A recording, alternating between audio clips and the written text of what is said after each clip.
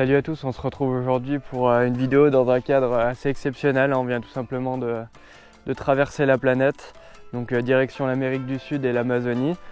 Alors le voyage il a été hyper long, hein. Rien que la logistique était déjà complètement dingue. On a pris 2 avions en France, un entre Lyon et Paris, entre Paris et Bogota. Après, arrivé à Bogota, on a dormi à l'hôtel, on a fait 5 heures de route. On a été jusqu'à une petite ville qui s'appelle Villavicencio. À partir de là, on a pris un tout petit avion qui n'était pas hyper rassurant. Vous verrez avec les images, là, on était collé avec le pilote, hein. Vraiment, on ne pouvait pas être plus proche de la commande de pilotage. Et puis après, on a fait 5 heures de 4x4 en direction de la rivière qui se trouve à côté de moi. Donc cette rivière, c'est le Tuparo. On est proche de la frontière entre la Colombie et le Venezuela. Donc depuis tout à l'heure, je dis on parce que les autres pêcheurs qui vont m'accompagner, c'est mon frère Charlie, Mélanie que vous avez déjà vu dans d'autres vidéos, et puis Sylvain qui est quelqu'un dont vous avez déjà peut-être entendu parler. Donc l'objectif du voyage, c'est tout simplement le peacock bass, hein, c'est le prédateur de cette rivière. Donc moi je le connais pas du tout, mes compagnons de pêche en ont déjà tous pris au moins un. J'ai eu le petit désagrément que ma valise reste à Paris. Air France n'ont pas fait le transit, donc je vais me débrouiller avec ce que j'ai. Et puis on a notre guide Pablo qui est avec nous, qui va me prêter des affaires, donc je me fais pas trop de soucis. Je suis bien entouré, on a quand même du matériel, et puis c'est parti, hein. Je vous emmène avec moi découvrir ces superbes milieux et puis j'espère ces superbes poissons.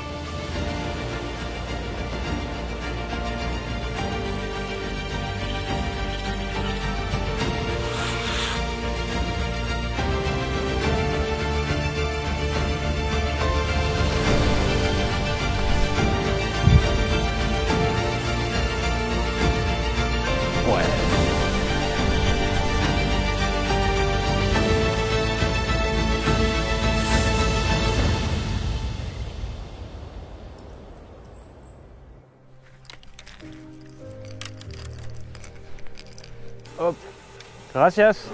On va pas loin, hein. Là On commence. Ça me va. Ouais. C'est tout bon, Mel? Peu importe, comme tu veux. Si tu veux attaquer devant. Un coup de stick bait pour moi, de l'hélice direct pour toi. Alors, l'idée c'est vraiment de lancer le plus vite possible la bordure, comme d'habitude. Vraiment, on restera un peu distance, un peu moins, un peu plus écarté. Ok. Il va bouger le bateau parce que vous allez voir, Ok. Oh, c'est quand même le pied de faire ça. Ah, c'est sûr qu'il y a pas mal d'arbres noyés, hein. À la fin du séjour, on va être des snipers. Ah, là-bas, ça a gobé contre le bord, hein.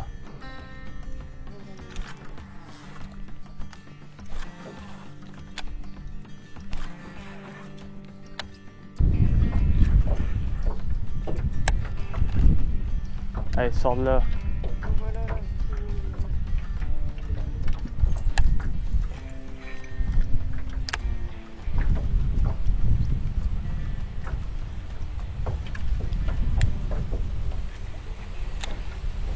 Ouais.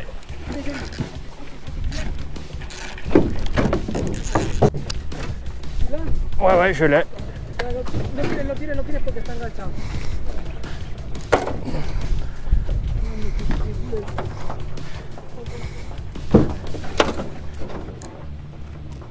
Ya la tensión se va como que... ¿Cómo? Sí. Ya la tensión se mueve.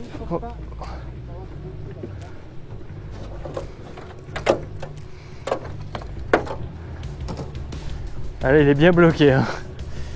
Je sais pas s'il est encore là, hein. Je l'ai senti bouger tout à l'heure, mais... Non, là il bouge plus, hein. Ouais, si. Méfie-toi. Méfie-toi, il se cale tranquille à côté de moi, méfie-toi. Et il est sorti de là-bas dessous, hein. Il est sorti comme ça. Vous par là. Ouais, parce qu'il était là et il est venu prendre là, ouais. Ça, c'est un beau poisson, je sais pas combien. Tu l'as vu joli. Ouais, il est joli, ouais. Qu'est-ce qu'il va faire? Il va rentrer à l'eau. Ok. Là, le moment je propose de découvrir.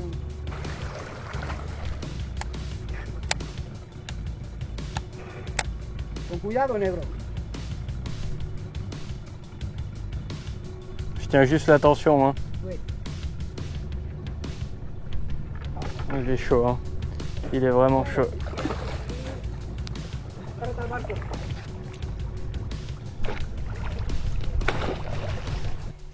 Yes, il est magnifique. Bon voilà, le premier du séjour. Bon, ça a été un peu particulier, hein. Disons que je ne l'ai pas pris tout seul. S'il n'avait pas été là pour plonger, pour aller le chercher, je l'aurais pas sorti, ça c'est sûr. Allez, le premier. Ah, ça a des traits presque comme un brochet, ça. Hein. Yes.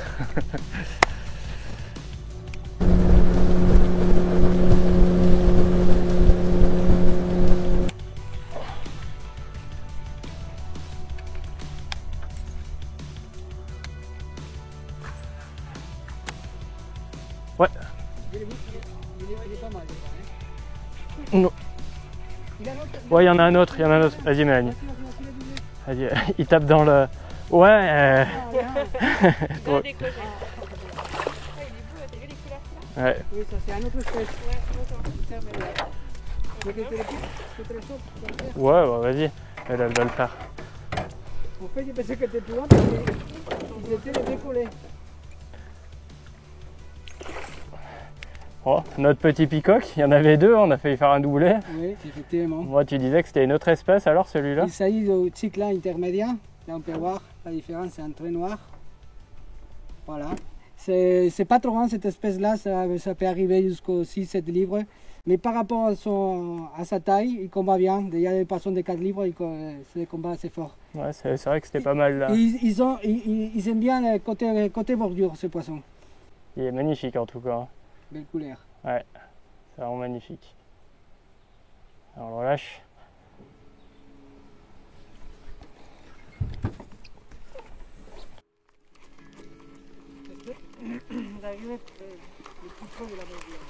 Ouais.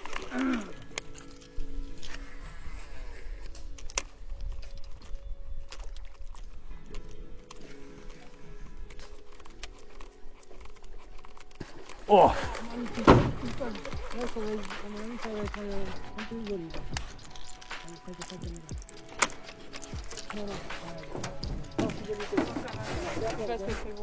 Ouais, mais ils ont une sacrée attaque. Hein. Le bruit que ça a fait à l'attaque aussi. Contre la bordure. Pah!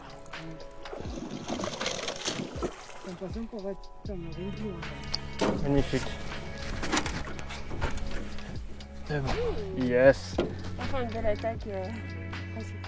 Parfait.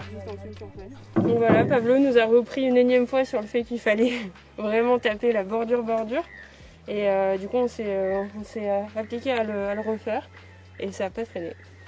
Ah, il est magnifique. Ouais. Yes.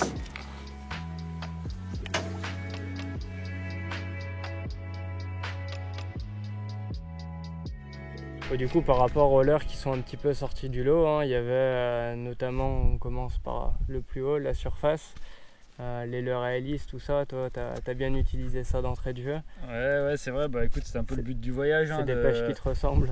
De venir prendre ces poissons-là, notamment en surface. Hein, c'est des poissons qui sont capables de monter, donc le but c'était quand même en premier de les prendre comme ça. Donc effectivement, moi c'est des trucs que j'aime bien. Hein. Tu tapes fort dedans, c'est rapide, t'enchaînes vite, c'est des pêches vraiment sympas. Donc pour ça, tous les leurres de surface c'était bon. Après, c'est vrai que les leurres qui ont été créés pour ça, là, tous les leurres à hélice, je sais pas si c'était l'idée du trip aussi, mais j'avais vraiment envie de voir comment ça fonctionnait. Et du coup, c'est vrai que ces grosses agressions là, ces petits réglages que Pablo est capable de donner aux leurres pour qu'il t'envoie vraiment des grosses gerbes et qu'il fasse un bruit phénoménal, c'est vraiment plaisant et ça a bien fonctionné. Hein. Et là, c'est la pêche quand même vraiment géniale. La vague qui sort des branches. Dessus, ça sort de nulle part, ça vient soit du fond, soit du bord, tu sais pas trop, mais ça t'éclate ça en surface, ça a une violence. Puis si jamais il ne le prend pas, tu remets un coup et souvent il revient une deuxième, troisième fois. On a vu des fois, il revenait jusqu'à 3 fois, tu le piquais à ce moment-là. Puis d'autres fois où c'était net, propre et sans bavure dès la première attaque. Ouais. Donc ça c'était vraiment bien, moi c'est ce que je voulais voir. Et puis après tous ponctuellement avec d'autres types de leurres de surface, il y a quand même eu des attaques bien sympas aussi. C'est vrai que les leurres à hélice sont quand même un peu... Voilà, c'était le leurre approprié quoi. C'est le leurre du pays. Ouais.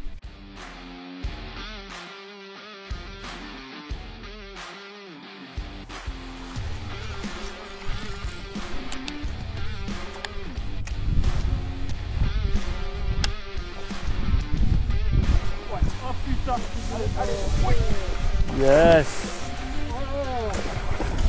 C'est ça que je voulais.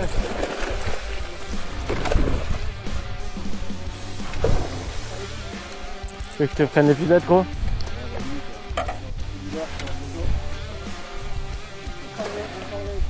T'es prêt? Ouais. Yes. C'est comme ça qu'on fait avec les brochets. Bien joué mon frère. C'est bon ça. Oh, t'as vu Pablo, ça fait un petit moment que j'insistais. Je le voulais mon poisson au leurre à hélice. Et puis c'était une belle action. Et c'est pas un géant, mais. Putain, moi je tournais la tête, j'ai juste entendu le pouf. Et après j'ai vu ta canne cintrer sous le bateau là. C'était magnifique. Il est sorti 2 fois. La deuxième fois, il s'est bien piqué. Somptueux. Trop cool. Tu Ouais. l'as bien mérité depuis tout à l'heure, t'insistes avec ça. Ouais, je le voulais comme ça. C'est cool. Magnifique comme poisson.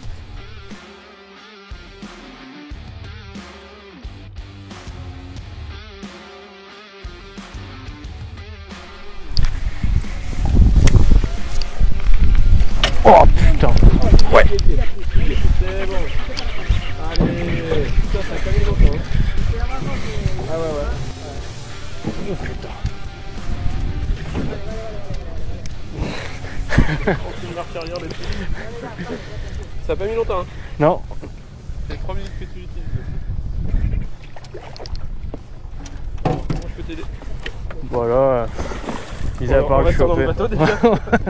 Évite de lui sauter dessus. Je sais pas si je vais le sortir parce qu'il est mal piqué, je crois. Ouais.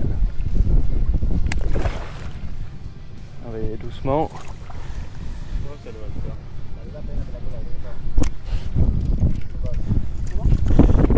Bon, le premier au leurre à hélice, bon, ça fait pas longtemps que je viens de le mettre. Hein.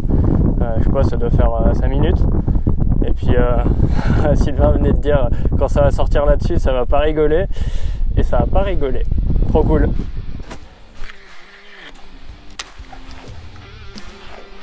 Genre là-bas, c'est vraiment un roi. Ouais. Ouais, c'est pas énorme, mais c'est pas vilain. Ah ouais, putain, ouais, il l'a raté. Ah, il est là, Vélo là. Il est un tout petit peu plus petit, mais il y en a un autre. Ah putain. Et il est encore là, Vas-y, suis de ce côté, putain, je vais faire un doublé si ça continue. J'ai le fil coincé dans la manivelle. Je peux pas m'ennuyer en fait. Du tout. Merde. Bah disons que s'il attaque, tu vas être dans la merde. C'est pas grave. C'est brutal hein, quand même. Hein. Grave. Oh, magnifique. Splendide. T'as vu, sa dorsale, elle est pétée, elle se répare petit à petit. Splendido. Nickel. Allez, va gros.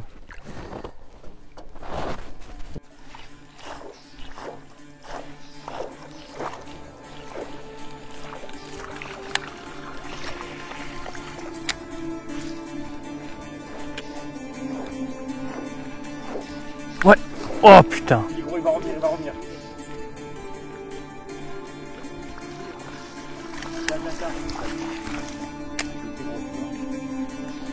Ouais. Allez. Ouais. Oh non, mais putain.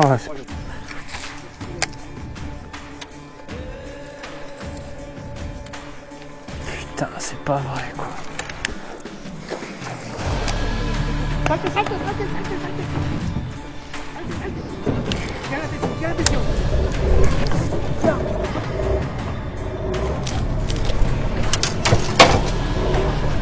Viens, Flaco. Viens. Ah, il est beau celui-là.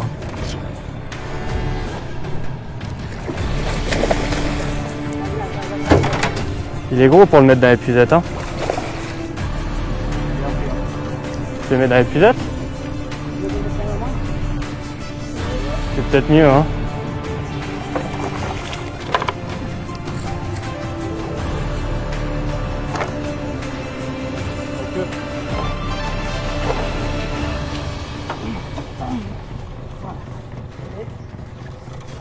Yes. Vamos a la playa. Si, à la playa. Là, on va à la playa. Bon, bah. Celui-là, je le dois un peu à mon frère, hein, Pablo. Pardon, excusez-moi. Je le dois un petit peu à mon frère, celui-là. Oui, oui, bien C'est sûr. Tom qui l'a levé 2 fois et il l'a pas piqué, il l'a décroché. J'ai rebalancé mon leurre à 10 et il s'est précipité dessus sur une attaque somptueuse. C'est un poisson somptueux. Yes, il est beau. Hein. Je sais pas combien il pèse, mais il est magnifique. C'est pour ça qu'on est venu là, quoi. Con cuidado.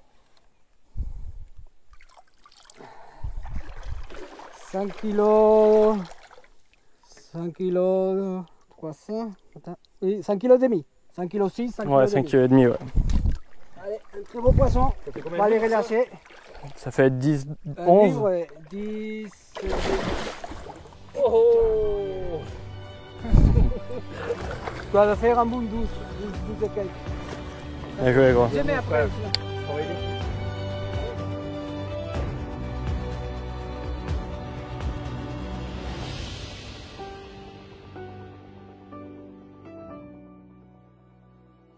Alors moi, cette pêche de rivière, je l'ai pêchée avec 2 catégories principales de leurres. Donc un peu comme tout le monde avec les leurres de surface, leurre à hélice ou whopper, enfin des choses comme ça. Et puis aussi et surtout avec des leurres typés brochés, des jerkbait. Et il y a une raison à ça, à la fois pour les leurres de surface et le jerk, c'est que dans les 2 cas, je garde un contact visuel sur le leurre et du coup je vois les attaques. Et c'est vraiment ça qui était passionnant sur ces pêches de rivière, c'est qu'avec la faible profondeur d'évolution du jerk, eh ben on voit les poissons sortir, on les voit attaquer, on voit comment ils réagissent. Des fois ça va tellement vite qu'on voit pas grand chose en fait, mais le contact visuel, c'est ça qui procure la pire adrénaline en fait sur cette pêche de rivière. C'est tellement encombré, il faut réagir vite. On pose le jerk en bordure le plus près possible, parce que souvent si on tombe trop loin, ça déclenche pas les poissons. Et puis l'animation se fait on va dire sur les 2 premiers mètres. Donc si je sens qu'il y a un poste vraiment important, vraiment qui peut abriter un poisson, je vais essayer d'animer mon jerk sur place. C'est aussi l'avantage des jerks, c'est que en mettant des petits à-coups et de la liberté en même temps, ben on le fait évoluer quasiment sur place. Et puis au fur et à mesure que je m'éloigne du bord, je l'accélère jusqu'au bateau pour relancer, et ainsi de suite. Du coup, le jerk, il apporte ça. Il apporte la possibilité d'insister sur une zone clé, et après il reste pêchant jusqu'au bateau, parce que même en moulinant tout droit, il va se mettre à décrire des grands S, et parfois ça suffit pour faire monter un poisson du fond. On en a pris qui montaient de 2, 3, 4 mètres, je pense. Ça, c'est les poissons qui ne sont pas collés au bord et qui réagissent au dernier moment. Donc, pour moi, le jerk, c'était un leurre que j'ai vraiment beaucoup utilisé.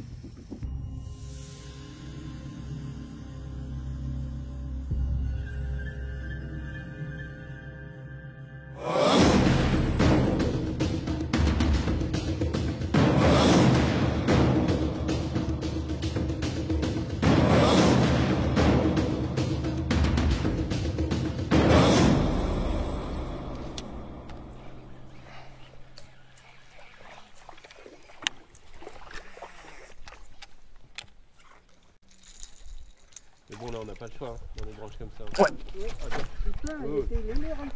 Ouais, bah je l'avais laissé glisser, ouais. Ouais, je l'avais laissé glisser en fait pour le rapprocher du tronc. Merde, je suis pris dedans. Ah merde.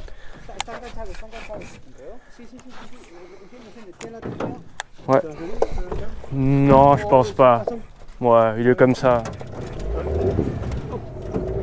C'est un truc de 2 kilos quoi, même pas. Il a mis du temps à le prendre alors? Bah ouais, parce qu'en fait... Ouais, c'est bon, il est sorti. C'est bon. Il est là. Putain, il est à la wesh. Ouais. T'es sûr qu'il fait 2 kilos? Ah non, c'est un peu plus quand même. Ah non, peut-être pas. Ouais, je pense que c'est à peu près ça. Hein. Ouais, c'est un joli. La puissance que ça, non. T'es sérieux, regarde. On a des perches qui sont aussi lourdes que ça? C'est vrai? Ouais, c'est vrai. Allez. Des black bass en tout cas, oui. Yes, le premier de la journée. J'ai juste laissé le leurre flotter là, il s'est rapproché des souches. J'ai animé une fois hein, et il est sorti, paf, il l'a pris comme ça. Une action bien sympa là pour débuter, c'est cool. Allez, on va vite le relâcher, on s'y remet.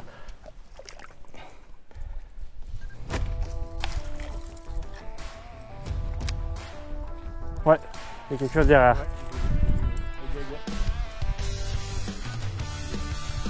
Ouais, ouais.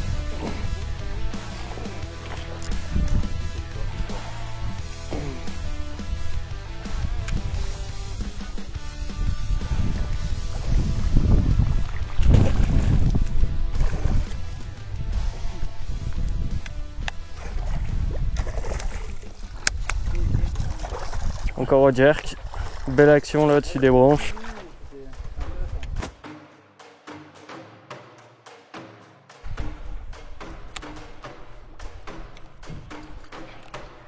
Oh ouais, putain, moi aussi. Moi c'est un petit moi.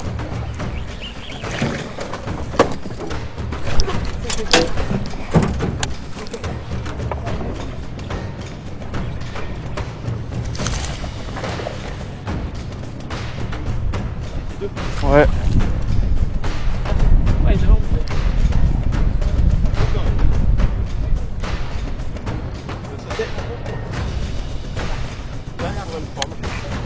Putain, si j'avais pas le mien, je te l'aurais pris là.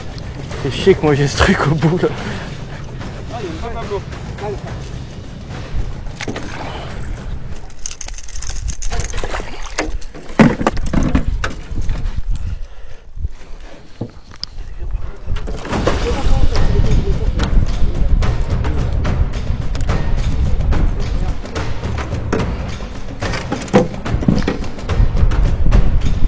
Allez, yes. Ah.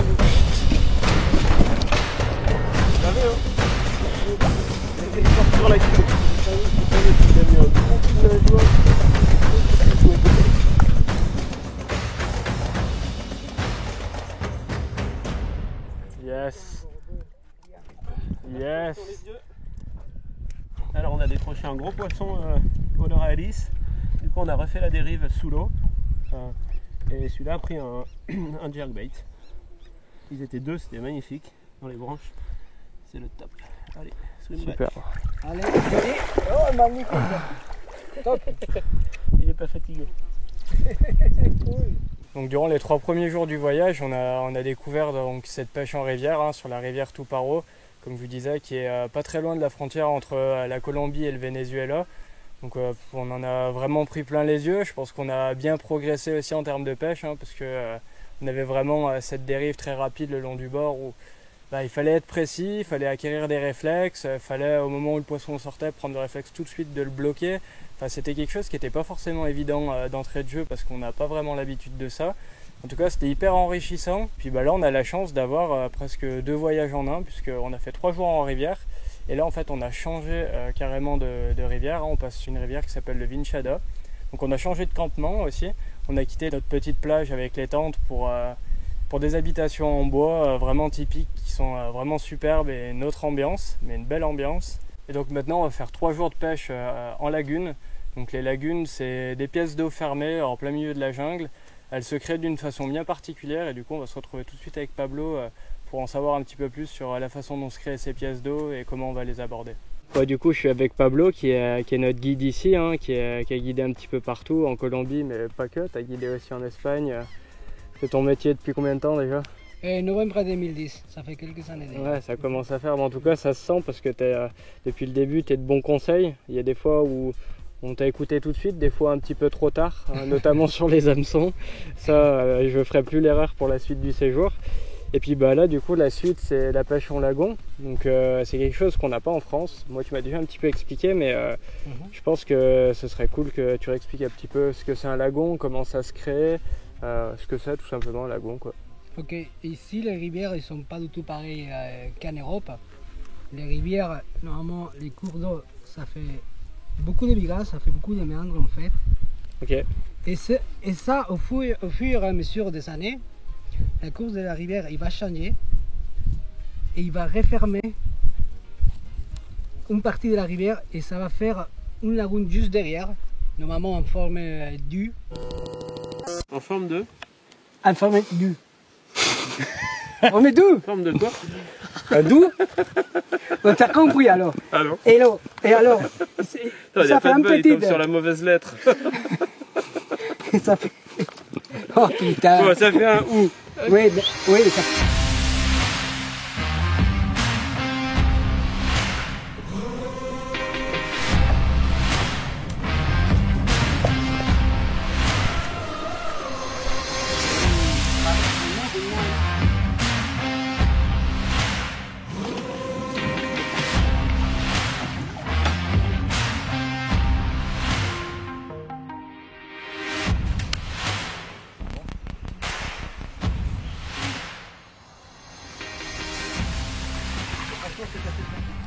Pablo, ça chasse là-bas. Ça tolère, hein. Ouais, c'était bizarre. C'est bizarre, ouais. Il est là, il est là, il est là. Tu le vois? Ouais, Non, ça sent. Tu le vois encore? ouais, ça y est. Voilà, viens, viens, putain. Allez, ils sont chiants. Vous savez-vous qu'est-ce qu'il faut faire? Il a fait n'importe quoi. Il faut le harceler en fait. Donc, là, parce qu'on les voit. Si tu les vois pas, c'est impossible de faire ça.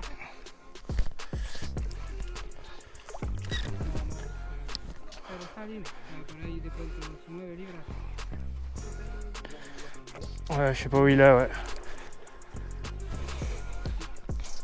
Je me dis, mais tranquille, concentre-toi, ton poisson. On le coupe. Ouais, vas-y. Allez, collez. Les couleurs, par contre, ils sont les couleurs de... Ouais, il est magnifique. C'est normal, c'est France, hein, comme ça. Je sais pas, c'est pas... Je te l'amène, Pablo? T'es prêt? Une idée. C'est bon, vas-y. Quoi que bon. Il arrive. Tu le donnes, parce que el cuidado con el barco.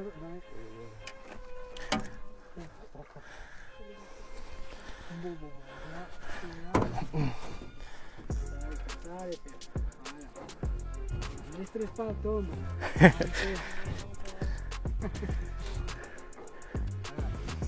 Bien piqué. Là, c'est bon. Hop. Yes.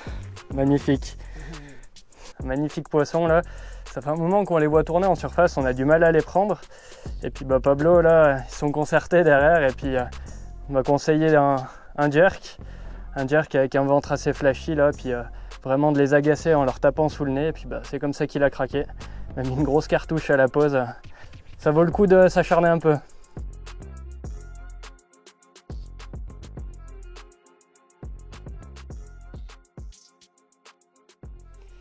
Donc une autre pêche qui a vraiment été sympa en lagune, c'est une pêche où on alternait en fait à deux pêcheurs, un qui pêchait leur surface et un qui pêchait un tout petit peu plus bas dans la couche d'eau, hein, donc avec des jerkbaits par exemple. Et on a notamment eu des belles actions là où je passais au popper et puis les poissons sortaient, essayaient de le prendre. Hein. J'ai pris des belles attaques que j'ai un peu ratées, soit parce que j'ai ferré trop tôt, soit parce que les poissons revenaient vers moi. Et puis bah toi tu les as pas ratés derrière. Je t'en ai volé une paire, ouais. En fait c'est la combinaison des deux qui fait que ça marchait, parce que moi uniquement au jerk j'avais pas de touche. Toi tu as eu que des touches avortées ou ratées où les poissons prenaient pas. Mais quand ce bruit de surface, je pense les éveils les fait sortir. Quand ils arrivent, ils veulent déglinguer quelque chose. Ils tapent un poil timidement quand même dans les leurres de surface. Par contre, s'il y a un leurre sous l'eau, ils tapent dedans direct. Donc la clé, c'est vraiment la réactivité et d'être capable de présenter dans la seconde qui suit, enfin dans la seconde, le plus vite possible, quand ça suit l'attaque, un leurre sous l'eau. Peu importe, hein, j'aurais eu n'importe quoi en fait. Je pense que c'était pareil. J'aurais pu jeter mes lunettes avec un triple, il les aurait pris. On pourrait essayer, ouais. Mais voilà, un truc qui les fait sortir, même s'ils sont pas complètement chauds. Et du coup, l'autre prend le poisson sous l'eau, c'était vraiment sympa. Puis c'est des instants de pêche partagés en fait. Ouais, clairement. Parce qu'on pense que c'est l'un qui attrape, en fait c'est l'autre. C'est vraiment des super moments de pêche. Ouais, ça va être des beaux souvenirs ça, d'avoir vu sortir, de dire oh putain raté, après je voyais ton leurre qui tombait, bam, je te voyais ferrer, c'était top. C'était pas au bout de ma canne, mais c'était tout pareil. Exactement, bah, c'est le principe de pêcher en binôme, c'était super sympa. Ouais, le peacock c'est vraiment un beau poisson pour ça aussi. Hein.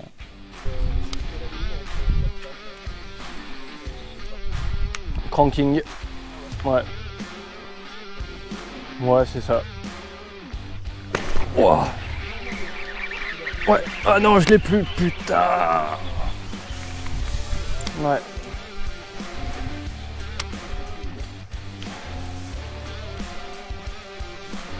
Ouais.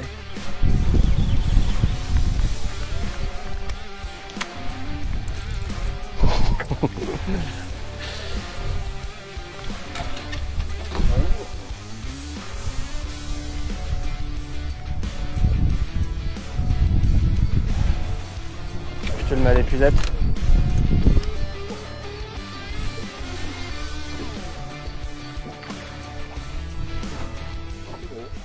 Ouais, il est beau, il est beau. Ouais, il est vraiment beau. Là. Ouais. Non, c'est trop tôt. Oh, hop. Yes. Magnifique. Yes. Putain, parfait.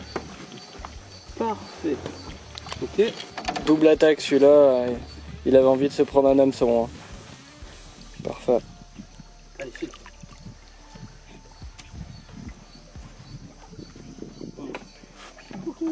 Trop cool. Alors ce qui est vraiment bien avec Pablo, c'est qu'en plus de nous accompagner de l'aéroport jusqu'au camp, il est tout le temps avec nous. Il est toujours là pour être de bons conseils, hein, que ce soit déjà avant le voyage, quand il fallait préparer les boîtes en échangeant par mail. Et puis une fois sur l'eau, hein, il y a des moments où les bordures elles sont bonnes. Globalement, voilà, il nous emmène sur les bons spots et puis après c'est à nous d'être précis et tout ça. Et puis il y a eu un cas où en fait on pêchait pas contre le bord, il fallait pêcher en pleine eau. Alors nous on l'aurait peut-être pas fait naturellement. Puis tu nous avais montré là ton combo avec le swimming jig et le chat de palette. Et moi j'avoue que je rechignais un peu à faire ça hein, parce que j'avais vraiment cette envie de jeter dans les bois tout le temps.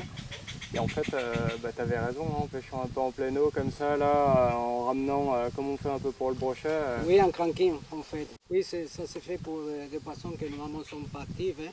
Ça ne se passe pas comme ça toute la journée, mais des fois, des moments où ils ne sont pas actifs, des moments où il y a des grosses chaleurs, ils se mettent dans le centre de la lagune, dans des endroits qui sont un peu plus profonds.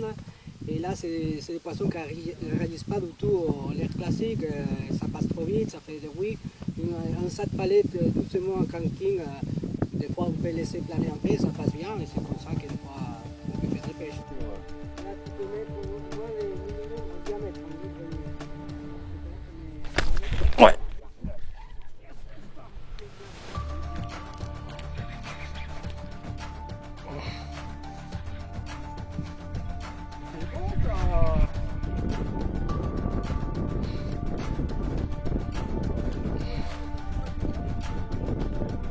Ça fait une touche de basse, mais de gros basses.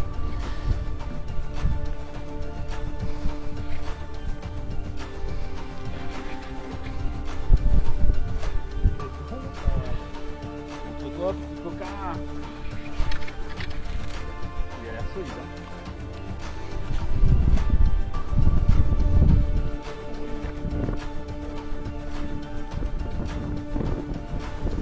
C'est pas bien. Hein.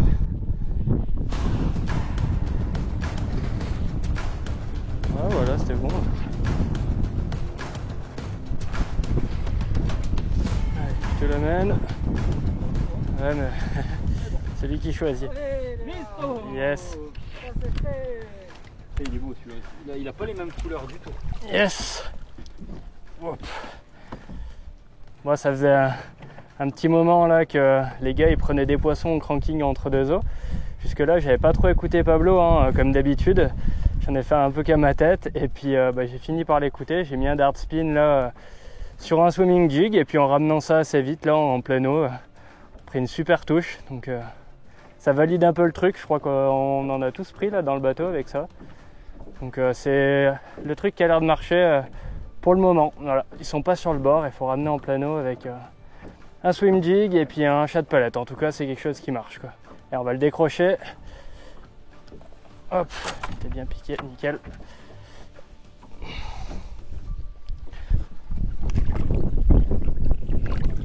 Et repartir de là. Yes. Cool. Cool.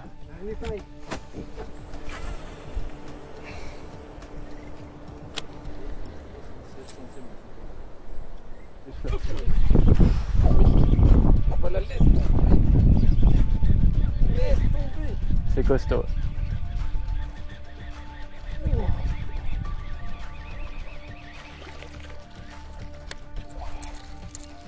Oui, il nous tire le bateau. Hein. Voilà mon gars, c'est un lourd pêché.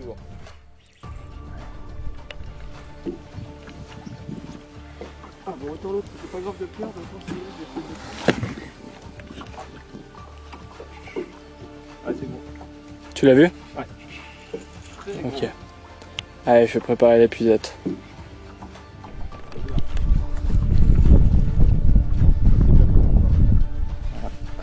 Putain, le rush qu'il t'a fait au début.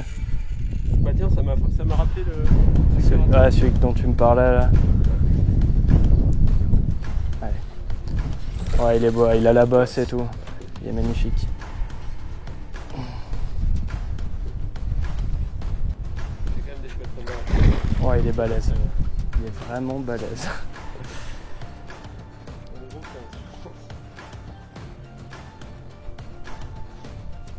Moi, je pense qu'il fait plus. Hein. Il est épais quoi. Ah, si, il fait plus. Hop là. Yes. Il est magnifique. Mets-moi ça dans le bateau. Oh le bazar. Il est épais de ouf. Oh le bazar. Ouais. Derrière. Super poisson de plein eau, hein, 17 livres 4. J'étais en train de poncer, on était en train de poncer la bordure, je me suis retourné, j'ai fait un lancer plein eau. C'est la magie des lagunes quoi, ça peut péter n'importe où. Allez, on le remet vite à l'eau. Allez, kill. Trop bien. C'est vrai que pour ce voyage, on avait été un petit peu alléché par les récits de Mélanie qui était revenue l'année dernière de ce même pays et puis qui avait fait des beaux poissons au swimbait. Et du coup, c'est vrai que ça nous tenait à cœur d'en prendre un petit peu, puis d'en prendre avec ça et d'en prendre notamment avec notre swimbait fétiche, donc le balam. Et donc on les a traînés et effectivement c'est quelque chose qui a marché, qui a fonctionné, parfois très bien fonctionné. De deux manières différentes. Alors on en a pris un petit peu en rivière, mais c'était plutôt des attaques de réaction, donc ça faisait une grosse proie, un gros splash, il le captait bien, ça suffisait à les faire attaquer. Mais bon, je pense que d'autres leurres dans ces moments-là auraient fait la différence.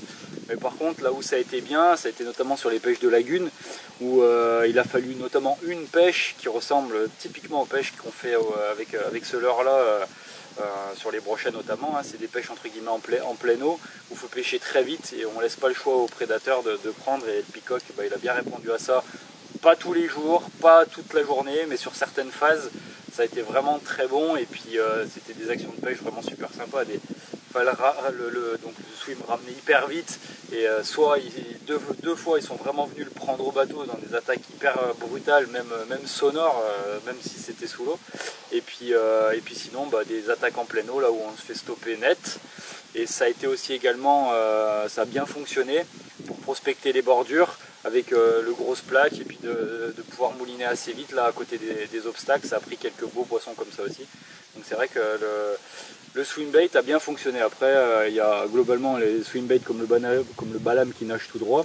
Et puis il y a eu des beaux poissons pris ou touchés avec des swimbaits plus classiques, des glide baits comme les jointed colo là, et des swimbaits qui font des nages en S. Typiquement pour les pêches de brochet et de basse notamment, ça a très bien fonctionné aussi sur les peacocks.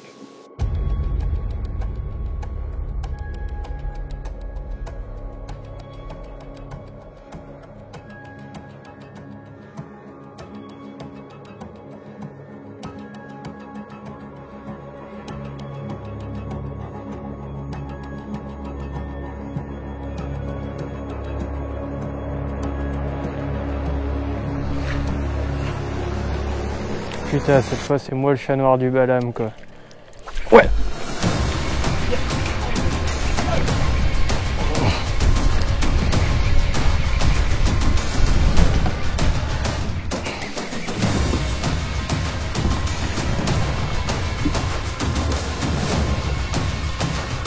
Prêt? Oui, pas non plus. Vendre la peau de l'ours avant de l'avoir tué.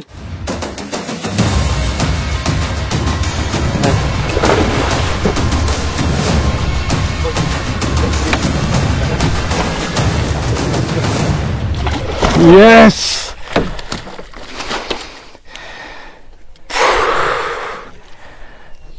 Ça fait plaisir, ça. Yes, mon frère. Ça y est. Il est enfin là, le gros peacock au balam. Bon, ça faisait un petit moment que j'avais assez peu de réussite et puis là, il est venu me le shooter contre le bord. J'ai rien pu faire. Même si j'avais voulu le rater, j'y serais pas arrivé. C'est un beau mâle. Il a une belle bosse sur la tête. Ça fait vraiment plaisir, c'est un vrai soulagement et je l'attendais depuis un petit moment et là c'était l'action parfaite, au top. Alors, putain, 76. 76 quand même, hein. T'as la bosse qu'il a, quoi. C'est tout mou. Facilement, ça va faire 15 voire 16 livres. Hein. Tu crois tant que ça? Oui, oui, attends. On a PC. Wow. Elle est cool! Yes! C'était les 500 ou pas? Ah, tu me l'avais dit, trop cool! Yeah. Putain, trop bien!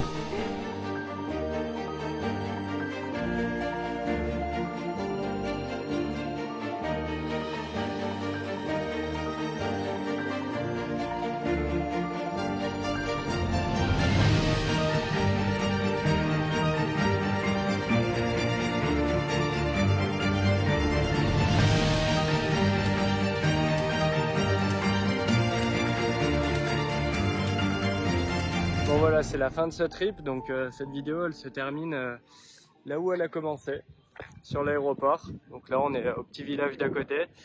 On a fait un peu de 4x4 et puis il est l'heure de rentrer, donc cette fois on rentre tous en même temps dans le tout petit avion qui est juste derrière.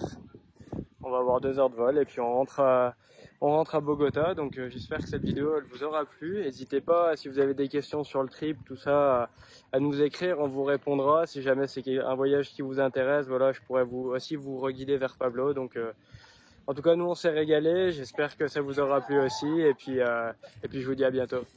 Je sais pas si c'est une bonne idée de s'attacher. Ça change grand chose. Non, je pense pas.